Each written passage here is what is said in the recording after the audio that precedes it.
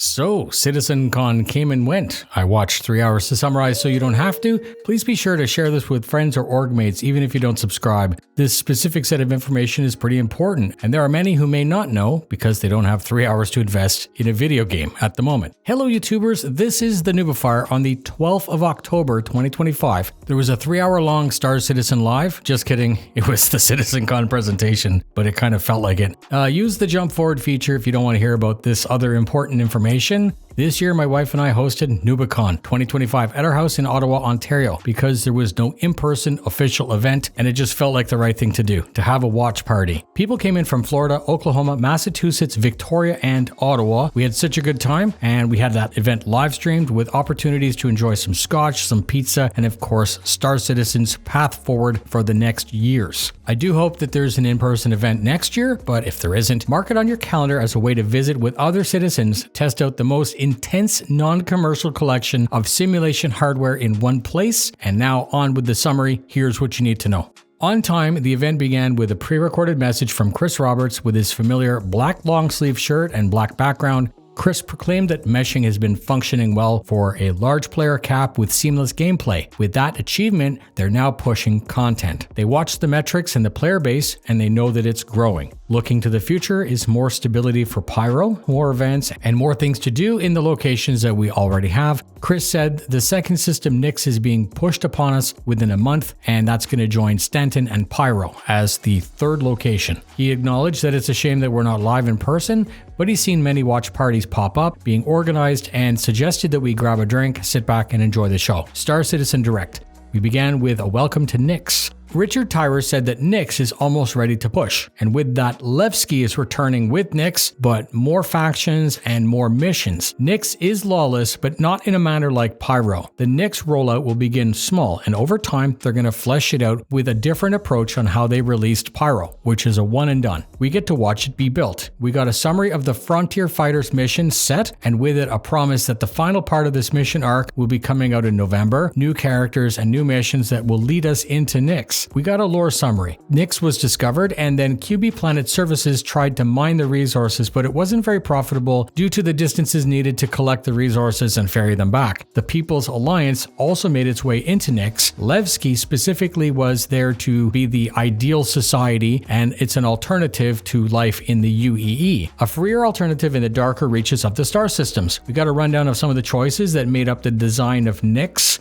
It's remote and dangerous due to the proximity of Vandal space. There are some gangs and some piracy that happen, but Nyx is more about just people doing what they can, the best they can. It's harsh and spread out. There's a single star, but the dust and debris and asteroids means that light will travel less and therefore it seems darker. There's a clear view of Vandal space as it appears as a glowing red area along the horizon. In the future, you will be able to fly there, but that system isn't released yet. Nyx will be connected directly to Pyro and Stanton temporarily. Castra should be the way to Nyx, but that's not released yet. The galactic belts are the main features here. Huge cracked rocks, asteroids, and dust from the industrial mining. Ice, rocks, gases, and dust. Lots of places to hide, lots of places to gather resources. And Delamar's back, which is a super large asteroid within the Nyx system. Levski is basically in Delamar. All of the commerce done in Nyx is done here. Levski was and probably will continue to be my favorite point of interest within Star Citizen. Delamar now has a huge dust cloud with gas all around it. There was a cylinder that was mined through the core of Delamar, and Levski is carved out from within that cylinder. It's full service with shops and refineries, and they plan to add the first iterations of full Hull C gameplay here. Everything moves around through a series of tracks, and when you're outside, you will be able to explore the microgravity with EVA. The Levski upgrade brings it to the standards needed for the release of Nyx. The Anthony Tanaka statue and all of the stories about it remain. They preserved the glass elevator, but they added new locations and features. You have the Mercy Hospital as a respawn location. You have a Spartan Hab location where the miners used to live. As you move lower, you're at the Grand Barter. There's markets, shops, and a Cafe Muse. Lots of places to explore, including the refinery deck. They ended this segment with the promise of mining-type missions coming with Nyx. Then we got a rundown of the new missions and things to do. It's a continuation of the ASD missions within experiments and all of the black market stuff. Illegal things were being done in Pyro, and to close out those missions, we're going to need to head over to Nyx, which is pretty convenient. There's an old station that's been re-energized and inhabited. They've parked a Polaris, the doors are locked, and they've spoiled the crap. Like, the developers spoiled the living crap out of these new missions. During the watch party, we all looked at each other and said, what the shit is going on? Like, how is showing the entire mission set from start to finish going to be a good thing? I won't spoil it for you completely like they did, but I will say that that station might be under attack by the Vandal, which is no shock because Nyx is directly attached to Vandal space, and that the station is also in control of a new faction that we haven't seen yet. Okay, we're moving on. The next segment was meant to showcase the new features that are being released in 2026, called Breaking Ground. Ian spoke about further polished passes of features that we already have, and you can think of this like the gold pass for ships, but for planet's surface. Cover, water, foliage. The building blocks of the biomes with improved grass modeling. Grass at any distance from 1 centimeter to hundreds of kilometers. It just looks good. It looks like grass. So I guess that's good. Genesis system is going to do what was hand painted to procedural at levels that were promised years ago. What we had looked good, or at least I thought so, but this looks even better. The demo looked great, and they said the same thing as they do every year, that it looks good now and it's going to look better. But it does. It's hard to believe that all of this is based on like a 20-year-old engine, CryEngine. They spoke about the general planets in the system. You've got Nyx 2, which is a toxic system. It looks like Venus in our solar system, and it's yellow. Nyx 1 is the hero planet with biomes that look like places on Earth. And basically it's all of the biomes that you saw last year at CITCON on here. The result is more granularity and uniformity, and it looks better. Medium tiles are how they do this, and it allows for cliffs, erosion, and details that are not normally possible in a game. Yes, I said cliffs.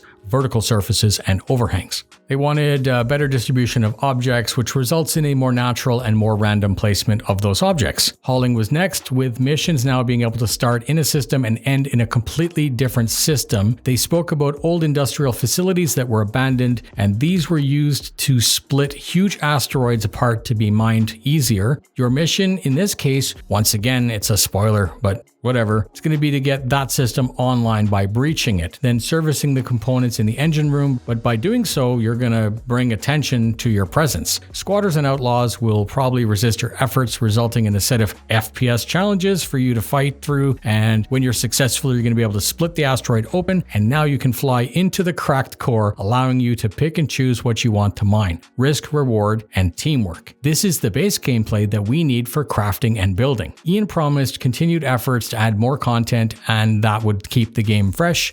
You gotta pay the bills though, so they spoke about the new ships that are being sold for this year. They stopped selling concepts, so now the ships that you see are flight ready. Buy them if you want them. There was the Anvil Paladin, which is a Valkyrie-based gunship meant to support ground operations. There was an Asperia Stinger, and it's a replica of a heavy fighter, the Vandal Stinger, which you can fly as a human. And then there's the Gray's Market Shiv, which is a kit-bashed set of parts sold as a ship. This new manufacturer is even more bastardized than Drake. And if you want info on those ships, go check out the ship store, right? Remember that ships always launch powerful and then get re-nerfed as the sale is over. And remember that no matter how cool this current ship is, they will release a newer, cooler ship in the future. And all ships are going to be available in-game, so there's no need to fall for the FOMO. Moving on, they spoke about crafting. They showed us crafting last year, and now they wanted to show off the first stages, which is a small crafting station. The first part to let us test and offer feedback. Small items such as guns and armor, they spoke about last year. So you've got your blueprints, your compounds and refined materials of various qualities and grades. Hit go and the box is going to shit out your part like an easy bake oven. This device can be bought at a store and called to your elevator within your hangar. Benoit wanted to talk about instancing, and this somewhat goes against the original pitch, but I'm going to withhold my opinions until we have a chance to see this implementation for ourselves. It won't be limited to only PvP or PvE because both can be built like this. Benoit spoke about how these new events will start and end without a loading screen, but when you begin, you theoretically are removed from the PU temporarily until the event has been completed. They spoiled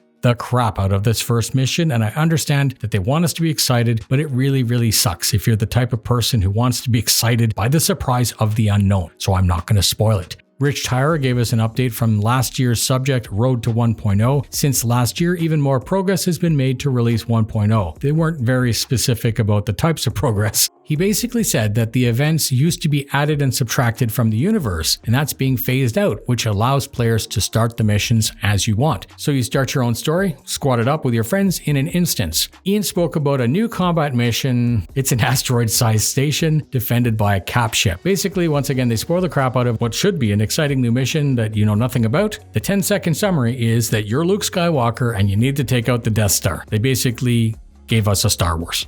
Is that cool? I guess we're going to find out. Jared said goodbye. Chris said goodbye. I'm going to close out my summary by saying that if you follow any kind of social media, that this year's CitizenCon has been polarizing. You can see it in Spectrum. You can see it on Twitter. The content creators who normally complain about everything about development seem to have a lot more to complain about, which is one way of looking at it. And honestly, if you don't like the game, then why do you even talk about it? Or if you have been on this road for years, you know the drill and you can see the presentation for what it was. A big inside Star Citizen about what we're going to see in the near term, what the developers are adding in the near term. Right? No bullshit. That's it. Thank you very much for spending your time with me. Fly safe and I'll see you in the verse.